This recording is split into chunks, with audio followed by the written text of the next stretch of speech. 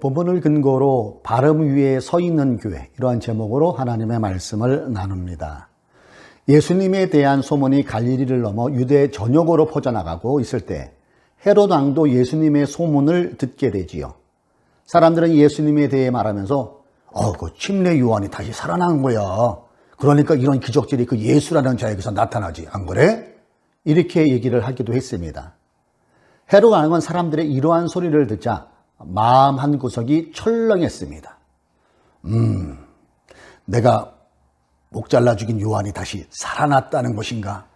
이런 생각을 헤롯은 하였습니다. 그러면서 헤롯 왕은 자신이 죽인 침례 요한에 대한 기억을 떠올리게 됩니다. 본문에 나오는 이 헤롯이라는 이름은 정확한 명칭을 표현하자면 헤롯 안티파스라고 표현할 수가 있습니다. 예수님이 태어나시고 동방박사가 헤롯 대왕을 찾아갔을 때 2살 아래 사내아이는 모두 죽이라는 명령을 내렸던 그 헤롯 대왕의 아들입니다. 이 아들이 헤롯 안티파스이고 분봉왕으로 갈릴리 지역을 통치하고 있었습니다. 헤롯 대왕의 아들 헤롯 안티파스는 같이 살던 아내를 버립니다. 그리고 헤로디아와 결혼을 하게 되지요. 헤로디아 역시 남편을 버립니다. 그리고 헤롯 안티파스와 다시 결혼을 합니다. 더 충격적인 것은 헤로디아의 전 남편이 헤롯 안티파스의 동생, 즉 이방 동생이었다는 사실입니다. 막장이지요. 그런데 이 부분을 침례 요한이 지적한 겁니다. 18절을 보십시오. 요한이 헤롯에게 형제의 아내를 차지하는 것은 옳지 않다고 말해왔기 때문입니다. 즉 이 말은 헤롯 안티파스요, 이것은 부도덕한 행위입니다. 율법에도 어긋납니다. 이렇게 말했다는 것이겠지요. 실제로 구약 레위기 20장 21절에 보면은 이런 부분이 나오더라고요. 제가 한번 읽어보겠습니다. 레위기 20장 21절. 누구든지 그의 형제의 아내를 데리고 살면 더러운 일이라. 그가 그의 형제의 하체를 범함이니 그들에게 자식이 없으리라. 어느 누구도 헤롯 안티파스와 헤로디아의 결혼이 부적절하다는 것을 지적하는 사람은 아무도 없었어요. 바로 이때 광야에 외치는 자의 소리였던 침례 요한만이 이 부분을 강력하게 규탄하고 죄를 지적합니다. 헤롯 안티파스는 살아있는 이복 동생의 아내를 취했고 침례 요한은 이에 대한 부도덕을 강하게 지적해야 되는데 바로 이게 침례 요한을 죽음으로 몰게 되는 원인으로 작용하게 되지요. 여러분, 침례 요한이 왜 젊은 나이에 목베임을 당한 것일까요? 한마디로 침례 요한은 바른 말 했기 때문에 바른 말해서 죽임을 당했다는 것이지요. 침례 요한의 바른 말이 그를 감옥에 갇히게 했고 목베임으로 생을 마감하게 만들어 버렸습니다. 반대로 바른 말을 안 했으면 아마도 침례 요한은 더 오래 살아갈 수 있었을 것입니다. 어찌 보면 허망한 것 같은 침례 요한의 삶을 주님께서는 이렇게 평하셨더라고요. 여자가 낳은 자 중에 침례 요한보다 큰 이가 없다고 마태복음 11장 11절에서 주님은 침례 요한을 이렇게 평가하셨습니다. 물론 침례 요한이 죽기 전부터 헤롯 안티파스는 그를 상당히 경계하고 있었습니다. 침례 요한이 유대 민중에 대한 영향력이 막강하다고 생각하고 있었던 헤롯 안티파스는 항상 침례 요한의 행동을 예의주시하고 있었습니다. 침례 요한의 군중들을 선동할 수도 있겠구나. 자칫 방심하다가 로마를 향해 반란을 도모하면 이거 참 큰일 아닌가? 이런 생각을 했을 수도 있겠죠. 이런 생각을 하면서도 헤롯 안티파스는 유대 민중들의 눈치가 보였어요. 그래서 이러지도 못하고 저러지도 못하던 차에 자의반 타의반으로 침례 요한의 목을 베는 상황이 다가오게 된 거죠. 그날은 헤롯 안티파스의 생일날이었습니다. 많은 레빈들이 그의 생일을 축하해 주러 왕림했지요. 풍악이 울렸고 술잔을 몇 번 이렇게 돌리다 보니까 취기가 어느 정도 돌았겠지요. 이때 웬 자극적인 복장을 한 소녀가 탁 그들 앞에 나타나 봅니다. 그리고 자극적인 춤을 춥니다. 그녀가 누굽니까? 그녀는 헤로디아의 딸 살로메였습니다. 헤롯 안티파스의 마음을 아주 흡족하게 해준 그 살로메는 헤롯 안티파스의 마음을 아주 흡족하게 했습니다. 헤롯 안티파스가 많은 내빈들 앞에서 살로메에게 한마디 던집니다. 살로메, 내게 말하라. 무엇을 너에게 선물로 주랴? 내 나라의 절반이라도 줄 수 있을 것 같구나. 이렇게 얘기했을 것 같습니다.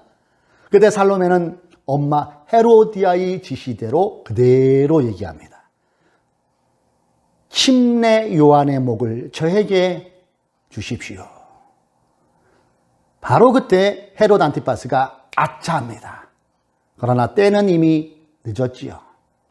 자신의 말을 내빈들이 다 듣고 있었는지라 반복한다는 것은 자신의 권위를 실추시키는 것이지요. 그래서 헤롯 안티파스는 하는 수 없이 호위병에게 명령을 내리게 됩니다. 여봐라, 지금 침례 요한의 목을 베서 쟁반에 담아오거라. 그때 침례 요한은 사해바다가 내려다 보이는 마케레수 성 안에 갇혀 있었는데 여기가 그의 사형장이 되어버리고 맙니다. 헤롯 안티파스의 명을 받고 온 호위병은 날카로운 칼로 침례 요한의 목을 쳐냅니다. 그리고 호위병이 들고 들어온 쟁반에는 피가 흥건히 고여있는 침례 요한의 머리가 놓여져 있었습니다. 그걸 본 헤롯 안티파스는 마음이 너무나 나빴습니다. 이 구절을, 이 상황을 26절은 이렇게 기록하고 있습니다. 왕은 마음이 몹시 괴로웠지만 맹세한 것과 거기에 함께 앉아있는 사람들 때문에 소녀가 달라는 것을 거절할 수 없었다. 헤롯 안티파스가 몹시 괴로웠지만, 이 단어는 예수님께서 겟세마네 동산에서 십자가의 고난을 눈앞에 두고 기도하시면서 하셨던 그 내용과 똑같습니다. 마가복음 14장 34절. 그래서 그들에게 말씀하셨다. 내 마음이 근심에 쌓여 죽을 지경이다. 내 마음이 근심에 쌓여 죽을 지경이다. 요 단어와 똑같이 사용된 게 헤롯 안티파스가 사용한 이 구절입니다. 그만큼 헤롯 안티파스는 침례 요한의 죽음을 엄청난 부담으로 받아들이고 있었다는 것을 알 수가 있지요.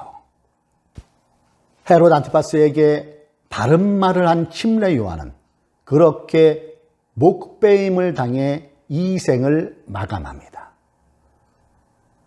그러나 그의 행적은 오늘날 성경에 그대로 남아 신앙생활하는 우리에게 기감이 되어주고 있습니다. 목배임을 당해 사라진 그의 육체가 이젠 글로 살아나서 예수를 믿는 우리가 예수를 주로 고백하는 공동체인 교회에 귀한 지침을 남겨주었습니다. 역사는 바른 말을 했던 침례 요한처럼 영혼에 대하여, 불의에 대하여, 정의에 대하여 바른 말을 했던 사람들은 누구나 할 것 없이 핍박과 탄압을 받았다는 것을 기록해 놓고 있습니다. 일제히 신사에 절하지 않으며 신앙의 지조를 지키며 바른 말을 했던 주기철 목사님을 비롯한 많은 순교자들을 여러분 기억하실 것입니다. 대한제국 독립의 당위성을 주장하며 저항으로 바른 말을 외치며 항거했던 안중근 의사를 비롯한 많은 독립운동가들을 우리는 기억하고 있습니다. 유신 독재와 군부 독재 타도를 외치며 민주화의 바른 말을 해대다가 모진 고문으로 죽어간 민주화 운동가들이 있습니다. 그들 또한 바른 말을 했다는 이유로 모진 고문과 핍박을 받아야 했고 죽음을 맞이하기도 했습니다. 그러나 바른 말을 하다 죽어간 저들로 인해 후세들은 신앙의 지조가 무엇인지를 제대로 배우고 있습니다. 저들의 숭고한 독립에 대한 바른 말이 조국의 독립을 가져왔습니다. 그분들의 독재 타도라는 바른 말이 이제는 청와대 앞에서 대통령을 욕해도 잡아가지 않는 그런 민주화가 일어나고 있습니다. 그렇습니다. 바른 말이 영혼을 살립니다. 바른 말이 나라를 살립니다. 이게 성경이 일관되게 보여주는 주장이고 역사가 보여주는 사건의 열매이기도 하지요. 이미 장기화가 되어서 4차 재유행의 갈림길에 서 있는 코로나19는 그 어느 때보다도 한국교회의 민낯을 여실히 드러내주고 있는 요즘입니다. 한국교회의 민낯 드러나기는 코로나의 장기화로 계속 진행형 중에 있기도 합니다. 지금 드러나고 있는 이런 한국교회의 민낯은 크게 세 부류로 구분되어 줄 수 있을 것 같습니다. 세 부류. 첫 번째 교회 부류는 기득권 중심으로 형성된 교회들일 것입니다. 80년대에는 서울 강남이 개발된 시기였어요. 이때 강남 지역의 교회들이 여기저기에 세워지기 시작했습니다. 그러면서 강남 쪽 교회에 사람들이 많이 몰려왔어요.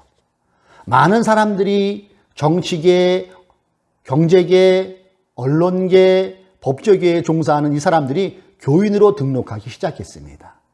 그러면서 그들은 교회라는 울타리 안에서 자연스럽게 친목이 이루어지게 되었고 서로 돕고 돕는 기득권 세력으로 자리매김하기 시작합니다. 이들이 나중에는 대통령도 배출하잖아요. 고소영이라는 유행어 여러분 아직 기억하실 거예요. 고려대, 소망교회, 영남권 이런 것이 만들어졌습니다. 이런 교회의 목사들은 그들에게 편승하여 교세를 불려나가기 시작합니다. 강단에서 전해지는 설교라는 것이 불법과 탈법으로 얻어지는 그들의 부축적에 면죄부 역할을 해주었고 오히려 하나님의 축복을 빙자하여 욕망을 더욱 부추기는 그런 꼴이 되어버렸습니다. 그 열매로 저들은 등 따시고 배부른 귀족 목사들이 되었고 언제나 이 사회의 기득권 편에 서는 기득권 목사와 교회들이 되어버렸습니다. 성경에 입각한 바른 말은 할 수도 없었고 들을 수도 없었고 미래에도 들을 수가 없는 교회가 돼버리고 만 것이지요. 두 번째 교회의 부류는 비상식을 중심으로 형성된 교회들입니다. 이분들은 기득권과 반대로 사회적으로 돈 없고 소외받은 사람들이 교회로 모여들었습니다. 하나님의 은혜로 병을 고침받은 사람들도 있었고 정말로 찢어진 가난에서 벗어나는 사람들도 생겨나기 시작했습니다. 그분들은 피와 땀이 섞인 헌금을 들여서 교회도 번듯하게 지을 수 있었습니다. 거기까지는 참 감사한 일인데 이게 어떻게 된 건지 서서히 목사가 신격화되기 시작했습니다. 목사는 맹목적으로 믿음을 강조했습니다. 무조건 믿을 것을 강조하며 아예 질문 자체를 못하게 해버렸습니다. 신자가 의문을 제시하면 믿음 없는 사람으로 취급당했습니다. 목사는 하나님의 대리인처럼 행세했고 영적인 위력을 가지고 성 문제를 일으켰고 돈 문제를 일으켰지만은 이런 모든 것들을 은혜스러운 게 좋은 게 좋다고 하며 교회 내의 온갖 부조리를 덮어버리기도 했습니다. 상식이 없는 비상식적인 기형적인 교회의 모습이지요. 세 번째 교회의 부류는 어떤 부류일까요? 그것은 하나님의 말씀에 입각한 교회들입니다. 이런 교회들은 대부분 외적 교사는 그렇게 크지가 않습니다. 그럼에도 진리의 성경에 초점을 맞추고 영혼 사랑과 생명 사랑, 나라 사랑을 힘껏 실천하려 애쓰는 교회들입니다. 소외된 곳에 교회의 시선이 가 있고 하나님의 나라가 이 땅에 임하기를 소망하며 일상의 소중함을 무시하지 않습니다. 사회의 부조리 위에 교회의 기능 중 하나인 선지자적 바른 말을 쏟아내기도 합니다. 저의 짧은 소개는 앞으로 이러한 세 부류의 양극화는 더욱 뚜렷해질 것 같습니다. 그리고 시대에 역행하는 교회는 점점 설 자리를 잃어갈 것입니다. 이러한 현상들은 신자들에게 뿐만 아니라 세상 사람들에게조차 무시를 당하게 될 것입니다. 외면당하게 될 것입니다. 대다수 전문가들은 한결같이 코로나 이전 시대는 결코 오지 않을 것이라고 진단하고 있습니다. 그리고 코로나19로 촉발된 비대면 시대는 교회도 절대로 예외는 아니라는 것입니다. 그럼에도 기득권형 교회와 비상식형 교회는 시대 정신에 역행하는 모습을 앞으로도 계속해서 보여줄 것입니다. 무엇보다도 예수 그리스도가 없는 껍데기 교회의 모습들을 계속해서 드러내게 될 것입니다. 앞으로는 우리가 진리로 믿는 성경에 입각한 바른 말이 강단에서 흘러나오는 교회, 한 곳으로 평준된 왜곡된 복음이 아닌 이 성경 말씀이 더하기 빼기 없이 오롯이 전달되는, 즉 바른 말이 흘러나오는 교회가 살아남게 될 것입니다. 우리는 오늘 침례 요한의 사건을 통해서 우리가 생각해야 할 것은 이것입니다. 무엇일까요? 바른 말. 70년대, 80년대의 저의 기억을 돌이켜보면 일단 교회 가면은 재미있었습니다. 영화도 상영해 주었고요. 재미있는 게임도 선생님들이 하게 해주셨고요. 또한 컬러 TV도 볼 수 있는 곳이 교회였어요. 그러나 이제는 예능의 재미는 유튜브나 종편 채널을 켜면 차고 넘칠 정도죠. 교회보다 훨씬 재미있어요. 그런 것이 너무나도 많이 있잖아요. 70년대, 80년대 교회가 감당했던 복지 분야도 상당히 많은 비율이 정부와 민관단체로 이양된 게 현실입니다. 그렇다면 교회가 할 일은 무엇일까요?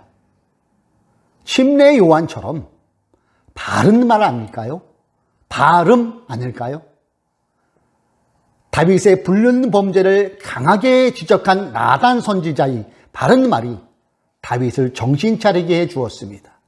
목에 칼이 들어와도 하나님의 말씀을 왜곡됨 없이 바른 말을 전한 예레미야 선지자를 비롯한 많은 선지자들의 존재는 이스라엘을 회복시키는데 큰 역할을 해 주었습니다.